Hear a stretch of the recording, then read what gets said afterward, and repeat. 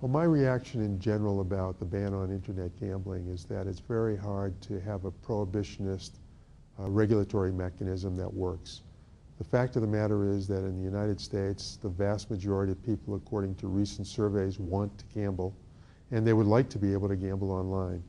And in a democratic society, a society that values liberty, most people think they should have the opportunity to gamble. We need to understand how people actually gamble online and what their behavior patterns are.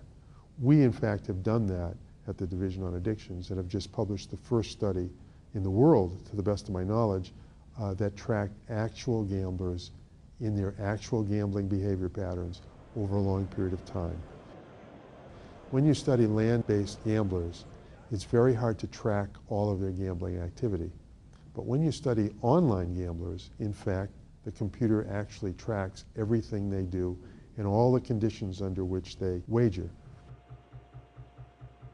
The very first thing we learned, which we didn't expect, was that the vast majority, the overwhelming majority of gamblers online gamble in a very moderate and mild way.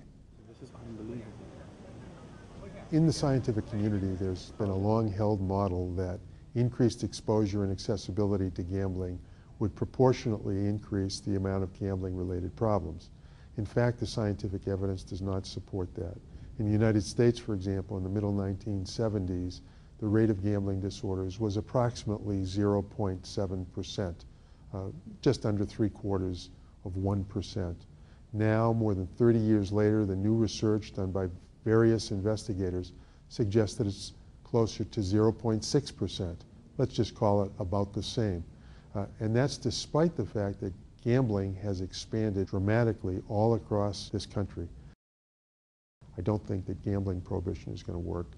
I do think, however, that education, information, public awareness, and other regulatory activity around truth in advertising all can be very effective means to help people gamble in a reasonable and healthy way.